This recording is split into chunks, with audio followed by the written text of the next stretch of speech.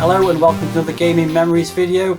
If you've been a long time subscriber to my channel, you'll know I've got a big interest in Commodore 64 budget games. There's over 300 budget game reviews on my channel already, and there's sure to be more in the future. That interest in budget games stems back to when I was a kid. When I got my Commodore 64 in 1988, there were lots of budget games out there to be purchased, and there were great pocket money purchases. You could go up to the computer shop and buy 1 or 2 games a week. It was probably a 50-50 chance as to whether you were going to get a good game or not, but if you did get a good game, then it really felt like a bargain. And when I rekindled my interest in Commodore 64 games in the mid-2000s, I found that budget games are an excellent thing to collect. They're good for collectors because they're relatively cheap. You can get a collection quite cheaply. They're small, they've got consistent packaging, they look great on a shelf. So I think budget games are a really nice thing to collect and talk about, which is obviously evident by the number of games I've reviewed on my channel over the years. So for this video I'm looking at the top 10 budget games for the Commodore 64, but I'm excluding Mastertronic and Firebird from this selection simply because I've already done a Mastertronic top 10, you can see that on my channel, and I'll be doing a Firebird top 10 when I've completed my Silverbird selection series. So let me tell you a little bit about the selection criteria for this video. Firstly, I've got a collection of my own budget games that aren't Mastertronic and Firebird. I started with those. I then browsed through the Lemon 64 archive for all the major budget publishers. I'm talking about companies like Codemasters, Zeppelin, Hi-Tec, Alternative Software and many more. And what I was looking for was the games that were very well rated either by Zap or by the users of Lemon 64, and I added those to my initial list. So I came up with what I think is a pretty comprehensive list of games to start with, but I'm sure I've missed a few, so if there's something I didn't mention and you think it should have been on the list, then please let me know in the comments. So I came up with an initial list of about 45 budget games, and I then played each of those games for 10 minutes each to get a feel of what they were like and whether they might be worthy of a top 10 place. My shortlist then came down to about 15 games, which I then played again more comprehensively to come up with the eventual top 10. So there you go, that's how I came up with the game list. Pretty comprehensive way of doing it, I think. I've been pretty dedicated to coming up with the best list that I can. So let's take a look at that list now. My top 10 budget games for the Commodore 64, excluding Mastertronic and Firebird. One game I imagine many of you will be expected to see on this list is Codemasters' arcade platformer CJs Elephant Adventures, which was acclaimed by the magazines when it was released in 1991. There's no doubt this is a high quality budget game with cute sprites, detailed backgrounds and a great soundtrack, but to me it's let down by some pretty frustrating game design. The collision detection is unforgiving at times, and there are a number of blind leaps of faith that CJ must make that almost always result in landing on something that kills you, be it spikes or a previously unseen enemy. For this reason I'm not including it in the top 10 because although it looks and sounds the part, all of the 10 games I'm about to talk about have more fair and enjoyable gameplay. Let's get on with the list now then, kicking off with the first of 3 horizontally scrolling shooters to appear in this top 10. So at number 10 we have Gladiators, released by Alternative Software in their Summit packaging in 1993. Alternative Software published some absolutely awful budget games for all the 8-bit systems, but here's one of their few games that's actually pretty good. You play the role of a helicopter pilot who is part of the Gladiator squadron and must secure a series of islands that have great strategic importance by destroying the enemy so that land forces can move in. You'll come up against a variety of enemy vehicles such as planes, tanks, boats and opposing helicopters, while buildings, bridges and airfields can be destroyed too. Power-ups can be collected to help you on your mission, which include weapons upgrades, damage reduction and score bonuses. The top-down view is typically reserved for vertically scrolling shoot-em-ups, so Gladiators immediately stands out by being an overhead view side-scroller. The play area is relatively small due to a large and detailed status bar, but as a result the scrolling is smooth and the gameplay is fast. Graphics are pretty standard fare for this type of game and the sound effects are nothing special, but the game is a lot of fun. The difficulty curve is not too steep, so it's fairly easy to make a little more progress each time you play, and while there isn't much difference in the backgrounds, the enemies are varied and numerous. There are some good weapons power-ups, and because you have a damage meter you don't suffer too many instant deaths, while you can also pick up damage reduction pods to help you survive longer. The presentation is also good with some nice between level text and nice touches on the status bar such as the movement of the helicopter's control yoke. Overall it's a nicely put together game that offers a good challenge and measures up well against other budget price shooters of the era.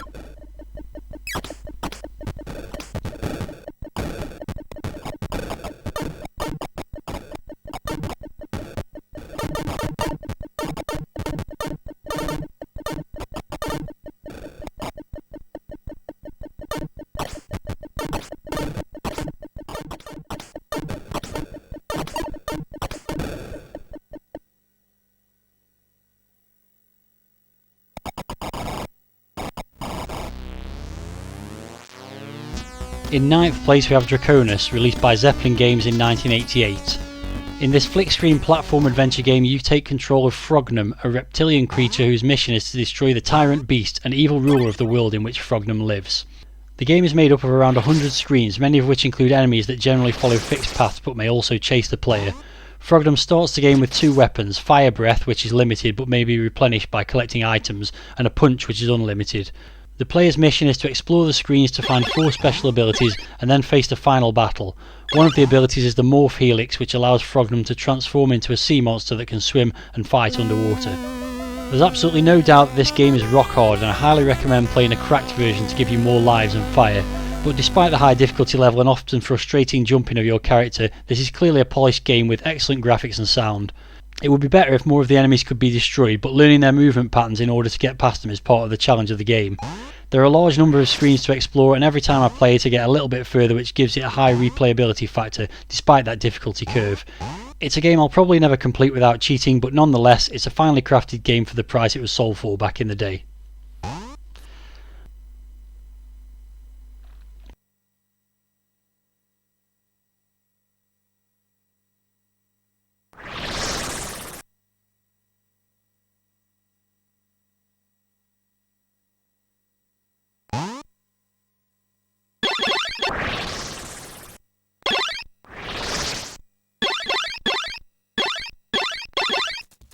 Coming in at number 8 is Slayer, released by Racket in 1988, and yes, I do know that Racket was actually published by Mastertronic, but it was Hewson's games that were published, so I'm not counting Racket as a Mastertronic brand.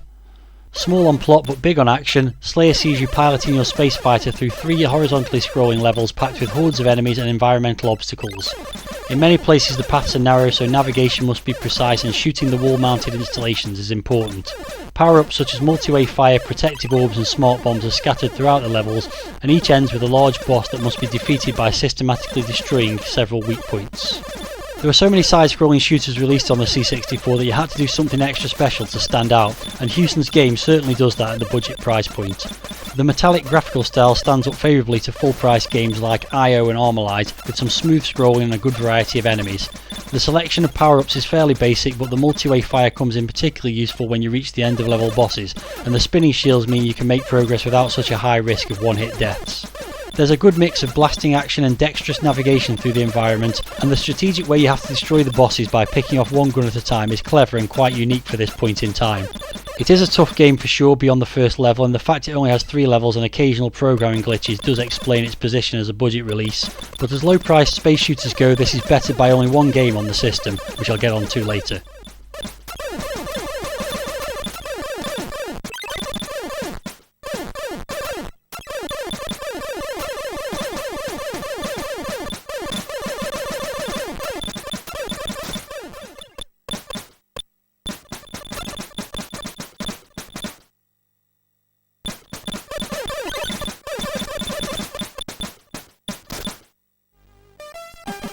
In 7th place is Yogi Bear and Friends in the Greed Monster, released by Hi-Tec Software in 1990.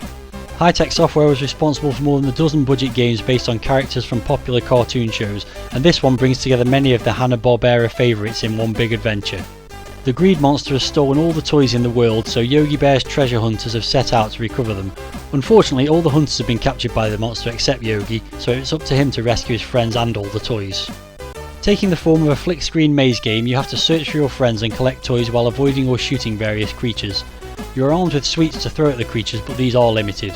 Contact with any of the creatures or certain obstacles will cause you to lose energy, and when this is empty the game is over. As well as the toys, other items that can be collected include extra sweets, keys to open up the same coloured doors, cans of soda to double your speed, and jars of honey to make you invincible for a limited period. As a relatively late release for the system, this is a lovely looking game with vibrant backgrounds and an excellent recreation of Yogi Bear as the main sprite. There's a good variety of sometimes bizarre enemies and some decent power-up items to collect, along with the endless array of toys. The action is accompanied by a jolly but repetitive SID tune that you'll be humming for days afterwards.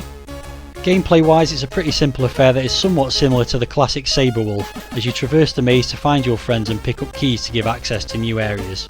One neat touch is that when you run out of energy you don't immediately die, but instead your controls are reversed and you have a small amount of time to try and locate a picnic basket to restore your energy before the game over screen appears. As befits a game aimed at kids, it's not too difficult to make decent progress, which makes it a nice laid back experience, and with 5 companions to locate, it's a pretty big game too. The Greed Monster seems to have been completely overlooked by the Commodore gaming press at the time, but Crash gave the Spectrum version 69%, which I'd say is a fair score for this simple but well presented game that is well worth a look.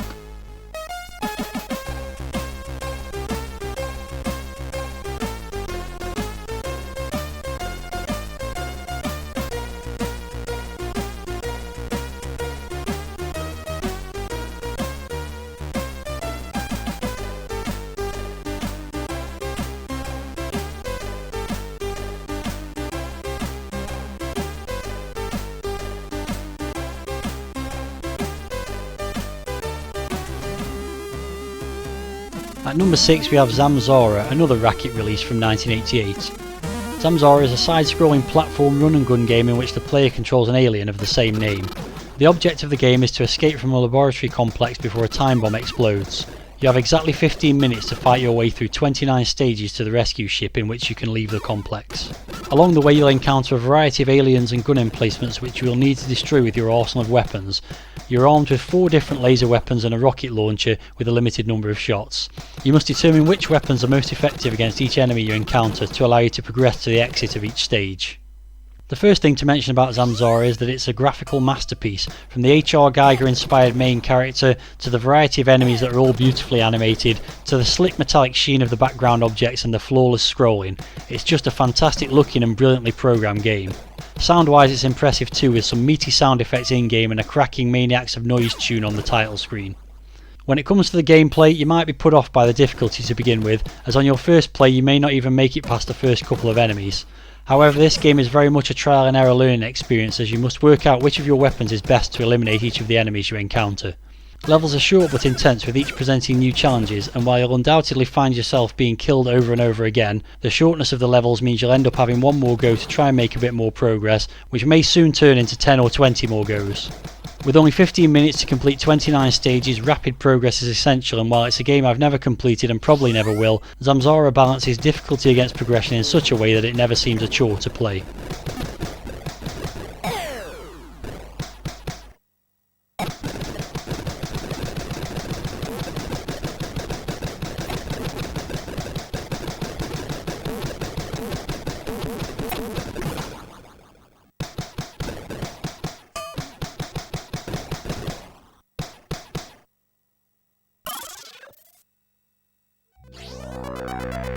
Next up in 5th place we have Xybex, released by Zeppelin Games in 1988. Developed by the same team that produced Draconics, Xybex is a horizontally scrolling shoot 'em up where 1 or 2 players take control of convicts trying to win freedom from a galactic prison.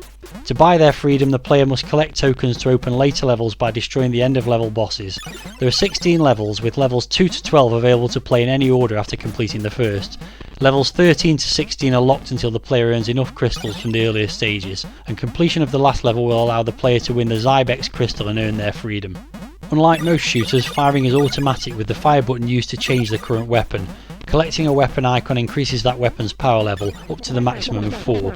In addition to losing a life, dying reduces the current weapon by 1 power level or removes a weapon if it's at the lowest level. The player starts with a level 1 orbiter and the other weapons are multi-way fire, railgun, pulse and wall.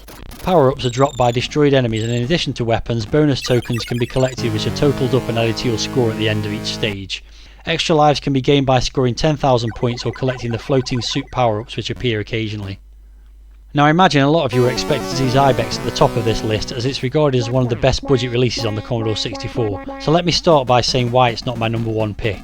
It's mainly down to the gameplay being quite frustrating at times, with the difficulty level being really high once you get past the first level, some enemies being very hard to avoid or kill, and the classic Nemesis style trait of it being nigh on impossible to make progress if you lose all your weapons early on. None of that is to say that this is a bad game by any means, it's still on this list after all. The positive aspects do outweigh the negatives, with some lovely graphics, smooth scrolling and the ability to choose which level to play on after the first one's completed. The power-up system is clever, and working out which weapon to use against certain enemies is essential if you want to get deeper into the game. The auto-fire is both a blessing and a curse though, as sometimes it's hard to see enemy bullets amid the constant stream of projectiles you're firing. The simultaneous 2-player mode is an excellent feature, and the ability to change the colour of your players is a nice touch too. With all the levels in a single load and the flexibility to play them in almost any order, the game has tons of longevity and is undoubtedly the best budget shooter on the system, well worth £2.99 of anyone's money.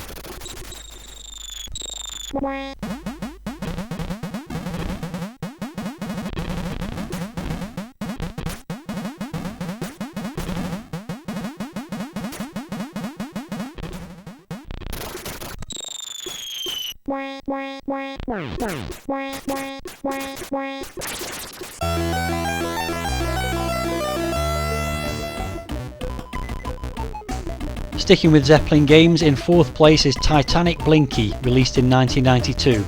In this platform adventure game, an insane Texas billionaire called Arthur J. Hackensack kidnaps Professor Goonhilly, a paranormal scientist working on a matter transformation weapon. As a demonstration of its powers, Arthur transforms the Isle of Wight into a giant custard slice, New York into a bath sponge and the Eiffel Tower into a toast rack. You play the role of Blinky, a ghostly secret agent who must infiltrate the madman's ship, the newly raised Titanic, armed with an ectoplasmic gun and a case full of disguises. Titanic Blinky is a flick screen game with similarities to the Dizzy series, where the aim is to collect objects to solve puzzles that will unlock new areas to explore. Unlike the Dizzy games, Blinky carries a gun that can eliminate some enemies. The player has an energy bar that is depleted every time Blinky touches an enemy, which also doubles as an oxygen gauge when underwater. Health and air power-ups can be found throughout the game, and Blinky also has 3 lives to begin with. This is one I'd never played prior to compiling this list, but I must say it's a delightful little game. The core gameplay is a mixture of platform and maze action with a focus on collecting items that will open up new sections of the Titanic. To begin with, it's not entirely clear what's going on, but you collect a bunch of musical notes to allow a tune to be played on the ship's chimneys. That then opens up a section of pixel-perfect platforming where you must retrieve equipment that will allow you to breathe underwater. This in turn allows you to move around under the ship and gain access to the lower decks. I like the clear progression from one stage to the next, and every time I've played it I've got a little bit further than the previous attempt, which gives the impetus to play again. Graphically it's a mixed bag. The backgrounds are fairly generic and quite hard on the eyes at times, but the sprites are attractive, with Blinky in particular being very cute and animated brilliantly, with his little feet moving under his white sheet. Enemies are quite varied, and with some being destructible and others not, there is some trial and error required. Having a weapon does put this above some of the comparable games of the era though, and the noises of the gun firing and hitting the enemies are very satisfying, though the sound is pretty minimal aside from that. There are a few annoying platforming moments that can result in cheap deaths, but otherwise Titanic Blinky is a nicely made game that isn't too hard, but challenging enough to take a number of playthroughs to complete.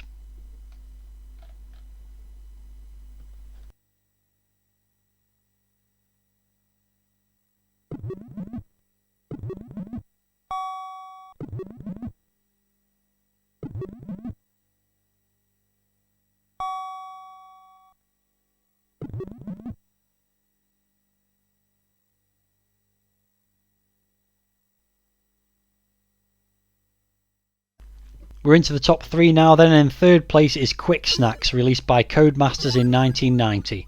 The Commodore 64 version of Quick Snacks caused some controversy at the time of release, as it was a completely different game to the version on all other systems, with many believing that it began life as an unrelated game that was only given the Dizzy treatment at the last minute. It's an arcade-style maze game set in Castle Vulture, where the aim of each level is for Dizzy to rescue all the Fluffles after they've hatched and then lead them to the exit. The Fluffles queue up walking behind you and are vulnerable to monsters that patrol the maze, spawned from a generator. If one of the monsters catches Dizzy, then a life is lost, but power-ups can be collected to help dispatch them. To begin with, the monsters are reasonably easy to avoid, but on later levels they can jump over or remove walls, breathe fireballs and kidnap the Fluffles. Each Fluffle delivered to the exit gives a bonus score, with the bonus increasing for every Fluffle delivered at the same time. After every 4 levels there's a bonus stage where Dizzy must catch Fluffles and other objects in a net above the castle moat. Of all the games on this list, Quick Snacks is the one that could have translated to the arcades most effectively. It clearly takes influence from a number of well-known games, most notably Flicky, but also Pac-Man and Bomberman to some extent. All of the elements of a good late 80s arcade game can be found here, from score boosting techniques and power-ups to secret stages and bonus levels.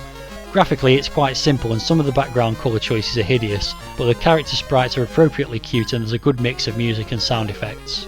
The gameplay is pretty simple too, and it's not until you're half a dozen levels in that it starts to get difficult, but as with all arcade games, the challenge is to exploit the scoring mechanics to get as big a score as possible, and Quick Snacks offers plenty of ways to do that. It may not have begun life as a Dizzy game, but as I'm not really a fan of the character's platform adventures, I think this is the best game to feature the anthropomorphic egg, and one of Codemasters' finest budget games to boot.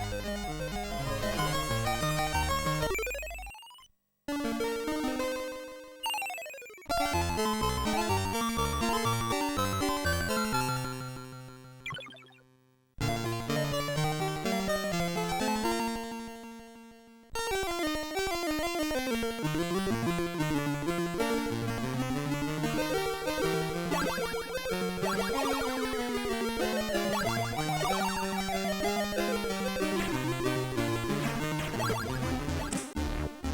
second place we have Interchange, or to give it its full title, Insecta Hecti in the Interchange. This was released by Hi-Tec Software in 1991. In this arcade puzzle game you play the role of Insecta Hecti, a computerised detective who explores and protects computer circuits. You've been sent into the Interchange, which has been invaded by Victor Virus and his gang of bugs. They've changed the direction of some of the blocks on each circuit and your task is to straighten them all back up. Viewed from above, you must walk along each of the 50 circuits to correct the misaligned pieces and move on to the next stage. Victor's bugs roam the circuits as well, and you can either avoid them, shoot them with energy balls, or turn a piece of circuit round when they're next to it to destroy them. Occasionally items appear to help you, and these include extra balls, shields, speed up, freeze all bugs, and extra time. If you touch a bug, fall through a gap or off the edge of the circuit, then you lose a life. There's also a timer and the circuit must be completed before the time expires. Passwords are provided after every 5 levels to allow you to skip circuits that you've already completed on future games. This is another game I've only come across whilst compiling this list, and while it may not have got a great review score in Zap, I think it's excellent. It may not look like much, in fact because of the patterned backgrounds it frequently looks quite horrible, but it really shines on the gameplay front. The blend of puzzle solving and action makes for an excellent combination which is simple to begin with but soon becomes challenging.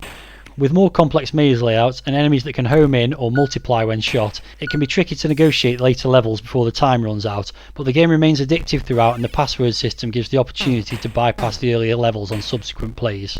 With 50 levels to complete, it's got plenty of longevity for a game that only cost a few quid, so it would have been great value for money back in the day, and it has the originality and quality to make it a hidden gem in the C64's budget library.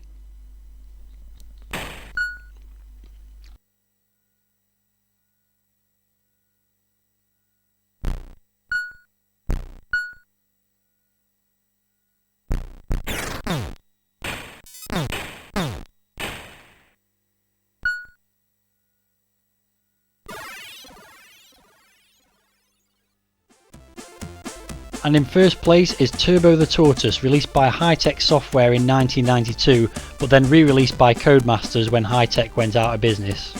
After Dr. Mulliner makes the mistake of using cybernetic technology prototypes, his pet tortoise is given superpowers. The only way a working machine can be built is for this tortoise to travel through time and collect the required parts from 6 time periods. Taking the role of Turbo the Tortoise, the player must travel through 6 side-scrolling platform levels, each patrolled by enemies and featuring end-of-stage bosses. Limited weaponry can be collected, although jumping on the heads of foes will also kill them. In addition to avoiding enemies, Turbo must negotiate moving platforms, switches and water hazards. Bonuses and extra lives can be found in hard to reach places or hidden areas, often accessible only by using enemies as launch pads. In my opinion, Turbo the Tortoise is one of the closest games you can get to a console-style platformer on the Commodore 64. It was no doubt inspired by the likes of Mario and Sonic, with secret bonus levels to be found and end-of-level bosses that require similar tactics to those in the more famous games I just mentioned. While the levels may not be as vast or plentiful as in those console classics, they're well designed and graphically impressive for a budget title. There's also some original touches such as the invisible platforms that allow you to access certain areas of the level that seem to be out of reach, and the blocks that you can pick up to use in certain areas. The sprites might be small, but they're nicely detailed and well animated, and the game scrolls smoothly. It's a shame there's no background tune in game, but the sound effects do the job, and while it's a little rough around the edges in places, overall it's an extremely well put together and playable game that offers a decent challenge. If it had been released earlier in the system's life and had a couple more stages, then it could easily have been sold as a full price game, and for that reason it stands out as one of the finest budget games on the C64.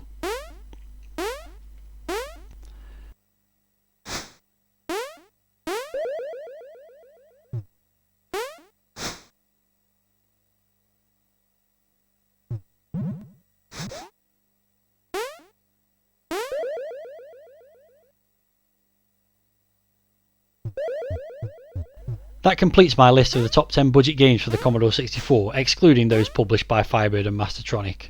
At some point in the future when I finish my Silverbird series, I plan to revisit this list and compile a top 20 of all C64 budget games, but for now, what did you think? Were you surprised by the lack of Codemasters games, and were there any great budget games I missed? Please let me know in the comments, and if this is your first time watching one of my videos, then check out my other content and consider subscribing for regular retro gaming reviews and countdowns. Thanks very much for watching, and see you next time.